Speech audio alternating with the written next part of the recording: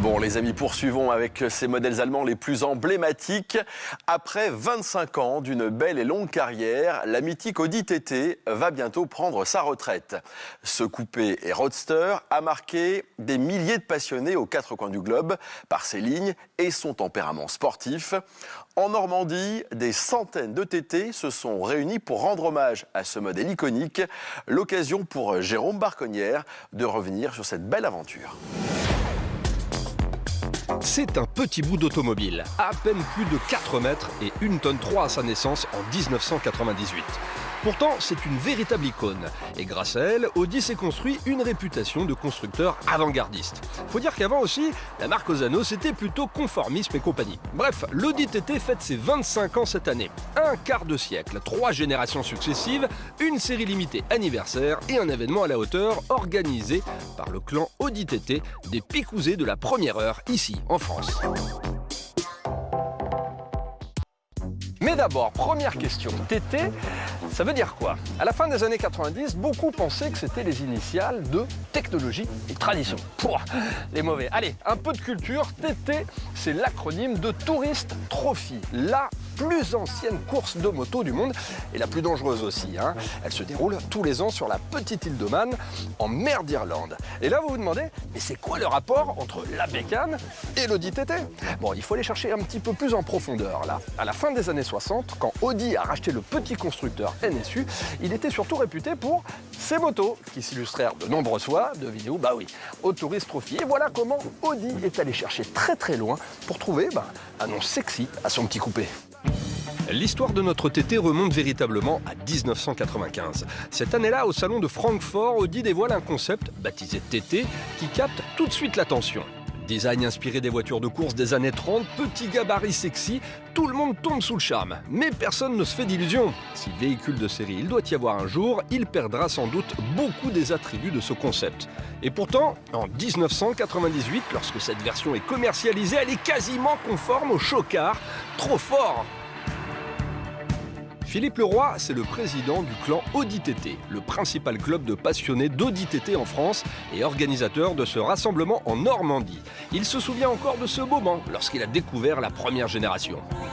Ma passion pour l'Audi TT est toute particulière puisque à l'âge de 3 ans, j'étais assis à l'arrière d'une NSU TT car mon père était déjà fan de la marque jusqu'au moteur rotatif. Et en 98, je vois arriver sur les routes cette petite bouille loguée TT, forcément, là j'ai craqué. Alors, le clan TT, c'est l'émanation d'un groupe de passionnés qui, au départ, sont complètement fans de la marque Audi, mais à la naissance de la TT, ont senti qu'ils étaient captés par cette voiture. On fête nos 20 ans, la TT en a 25. On a donc 58 propriétaires de passionnés de TT qui sont venus avec leurs conjointes fêter cet événement avec nous. Voici notre TT de première génération. Il y a eu beaucoup de versions différentes. Des 2 roues motrices, 4 roues motrices, avec le 4 cylindres 1,8 litre turbo de 150, 180 et même 225 chevaux. Il a aussi été proposé en une déclinaison roadster disponible au catalogue dès 1999. Mais celle qui vaut le plus le détour, c'est cette magnifique version coupée V6 3 litres de Quattro. Pas d'hésitation, si vous voulez en collectionner une, c'est celle-là qu'il vous faut.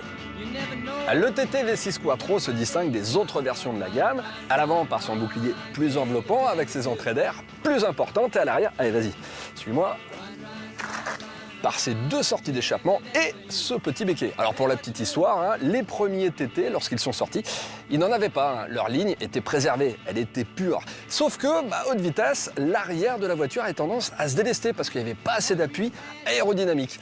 Ça faisait un petit peu désordre. Audi a donc décidé de rajouter un ESP et ce béquet qui, au passage, est plus imposant sur les versions V6 Quattro. Au début, tout ça, ça a un peu fait grincer des dents, mais avec le temps, on s'y est fait. Et moi, je la trouve super sympa et je dirais même que si on lui enlevait ça, ce serait plus du tout la même voiture. Replongez-vous en 1998 pour apprécier cet habitacle à sa juste valeur. Minimaliste, ultra design, avec des touches d'aluminium un peu partout, comme sur les bus d'aération, le pédalier ou encore le cache autoradio. C'était beau et de super qualité. 25 ans plus tard, cet exemplaire est dans un état quasiment neuf, c'est impressionnant. Les beaux baquets optionnels Recaro sont confortables contre toute attente et ils maintiennent parfaitement. En revanche, les places arrière, ça le fait moins, sauf pour des enfants ou des bagages à la rigueur. Benoît, c'est le propriétaire de ce magnifique exemplaire. Pour lui, c'était cette voiture et rien d'autre. En 2003, quand le V6, donc le 3 litres 2, est sorti, le modèle dont Audi s'est servi pour faire la publicité, c'est un V6 dans cette configuration-là, donc orange papaye. Donc ma maman, quand elle partait faire les courses, souvent elle me demandait est-ce que vous avez besoin de quelque chose? Donc un paquet de gâteaux, un machin, et moi je dis toujours je veux une Audi TT orange papaye. Quand je voyais le papier de liste de courses, je notais TT orange papaye, ça faisait rire mes parents. C'était celle-là et voilà. Le TT, on ne peut pas dire que ça soit une vraie sportive pure et dure. Donc oui, c'est une GT pour se balader et 250 chevaux qui était la motorisation la plus puissante à l'époque, ça reste quand même un peu pâteau. On va pas se le cacher, c'est la sonorité qui fait beaucoup de choses sur ce moteur-là en tout cas.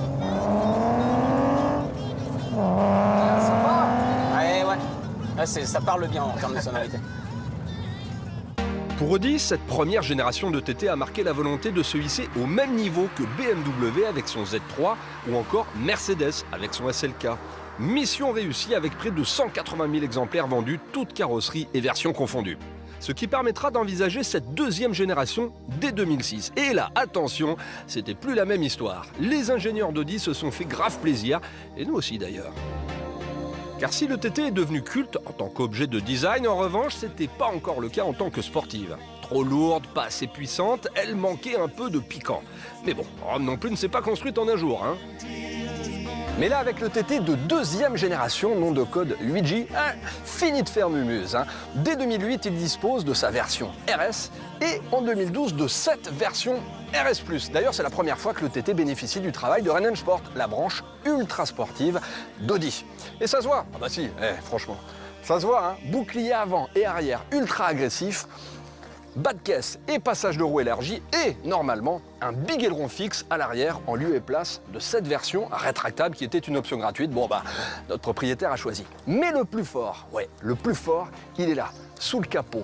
5 cylindres, 2,5 litres turbo, 360 chevaux. Et là, on est tous d'accord, ça, bah, c'est champagne. Dans l'habitacle, on retrouve le style plutôt épuré de l'ancienne génération, mais actualisé bien sûr, avec notamment quelques boutons supplémentaires regroupés sur la console centrale. Désormais, il n'y a plus 2, mais 3 buses d'aération centrale. L'aluminium est toujours autant présent et plaisant à voir. Et le volant hérite d'un méplat. À l'époque, c'était beaucoup moins répandu qu'aujourd'hui, sauf en compétition ou sur sa grande sœur, la R8, à moteur central arrière. Bref, le clin d'œil sport était sympa. Sur le Roadster, il n'y a pas de place à l'arrière. Sur le coupé, les 2 petits strapontins étaient préservés, mais sans offrir plus de place que sur la première génération. Ligne extérieure plus agressive et habitacle sportif et confortable, ce TT RS+, était un must à sa sortie. Et une auto toujours aussi désirable aujourd'hui. Pour Emmanuel, le propriétaire de notre bel exemplaire, le TT s'est imposé comme la voiture qu'il lui fallait.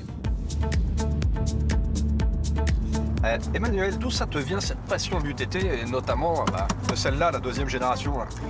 Alors j'ai ma belle-mère qui avait une TT Roadster première génération et commençait à parler de la vendre, donc j'ai mis une option dessus et forcément le jour où elle l'a vendue, je me suis empressé de jeter dessus et de l'acheter. Suite à ça, on a fait connaissance avec le clan et je leur ai dit voilà, je veux changer, je veux un RS, qu'est-ce que vous me conseillez? Ils m'ont conseillé le RS+. J'ai eu le plaisir d'en essayer un et du moment où je l'ai essayé, c'était l'adopter. Et en 3 mois, c'était plié, elle était dans le garage. Et qu'est-ce que tu aimes sur cette voiture d'abord en premier lieu? En premier lieu, c'est le bruit du 5 cylindres. Ouais. On le fait rugir? Ah vas-y, allez.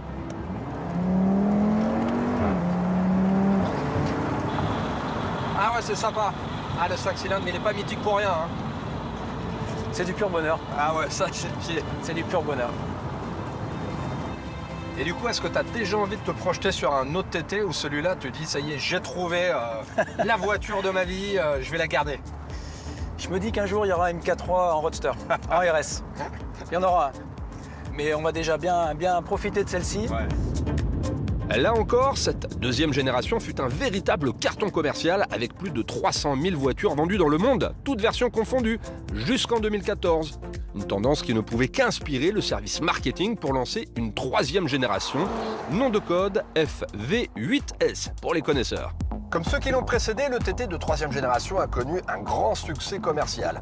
Une réussite qui méritait bien un petit cadeau, qui plus est pour fêter ses 25 ans de carrière. Et ce cadeau, le voilà, la série limitée Iconic Edition. Une déclinaison de malade basée sur un TT coupé RS. Ah bah oui, tant qu'à faire, autant prendre ce qu'il y a de top et destiné à 10 petits chanceux. 10 clients triés sur le volet en France et à peine une centaine dans le monde.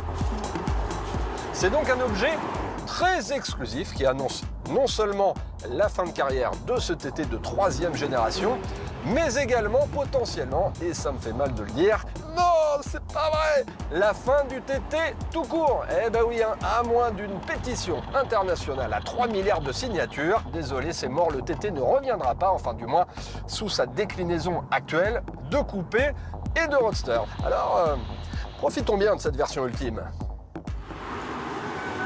Les 10 petits chanceux qui vont prendre le volant de cette Iconic Edition vont quand même devoir débourser près de 120 000 €. Mais à ce prix-là, ils vont profiter d'une version RS coupée, enrichie notamment d'un kit aérodynamique spécifique, ultra agressif, avec des prises d'air hypertrophiées ou encore ce big aileron fixe en carbone. Un élément impressionnant, pas uniquement là pour faire joli, mais aussi pour apporter de la charge sur l'arrière à haute vitesse. Parce que notre coupé, là, en version débridée, il peut prendre près de 300 km/h. Et on est d'accord, 300 km/h, c'est quand même un peu rapide. Le designer de cette 3e génération, Danny Garant, a volontairement abandonné le côté rondouillard des précédentes pour des lignes plus tendues et anguleuses. L'idée était de transformer l'image du TT, jugée jusqu'alors un peu trop gentille. L'énorme calandre biseauté participe à lui donner une allure agressive. Mais aucun doute, dans cette déclinaison Iconic Edition, le TT c'est carrément un bad boy et ça lui va très bien. L'habitacle du TT a aussi beaucoup évolué, il est encore plus minimaliste que sur les précédentes générations grâce notamment à l'adoption du Virtual Cockpit, cet écran numérique qui regroupe l'affichage de toutes les infos de la voiture, de la radio au GPS en passant par le système multimédia. Pour limiter le nombre de boutons, même s'il y en a encore beaucoup sur le volant, les commandes de climatisation ont été intégrées au bus d'aérateur, comme ça. Alors non seulement c'est très pratique, mais en plus, la classe absolue. Et puis, rien à redire sur la qualité de cet habitacle, tout simplement au top. Là, moi, franchement, je suis bien. Non, je suis très bien. Sur cette version Iconic Edition, les magnifiques baquets Biton chauffants sont habillés de cuir Nappa, d'Alcantara et de surpiqûre jaune. On retrouve également la caméra de recul, super importante, parce qu'avec la pelle à tarte à l'arrière, on ne voit pas grand-chose. Et pour le plaisir des oreilles, vous pouvez compter sur le système audio Bang & Olufsen.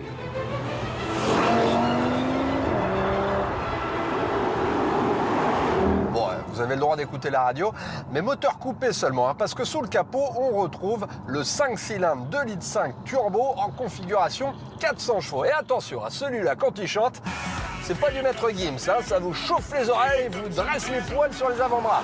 Vous voulez voir? Allez, écoutez.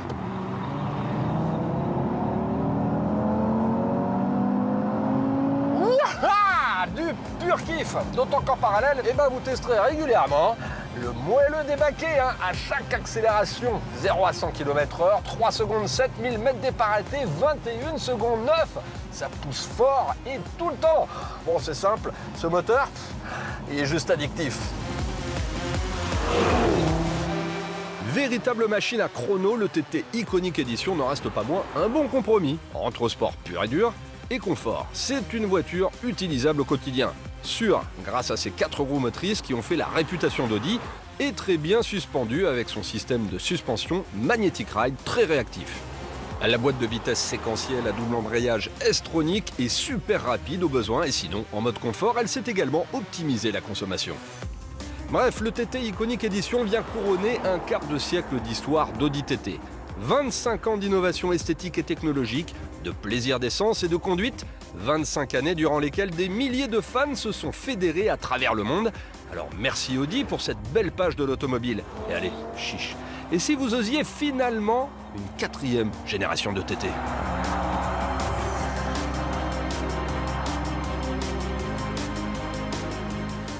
Et tout de suite, ce sont les news de la semaine et elles sont signées Maceo Cartal. Est-il encore possible aujourd'hui de se lancer dans l'automobile artisanale? Peut-être bien, comme veut le montrer le constructeur Lafitte Automobili, tout juste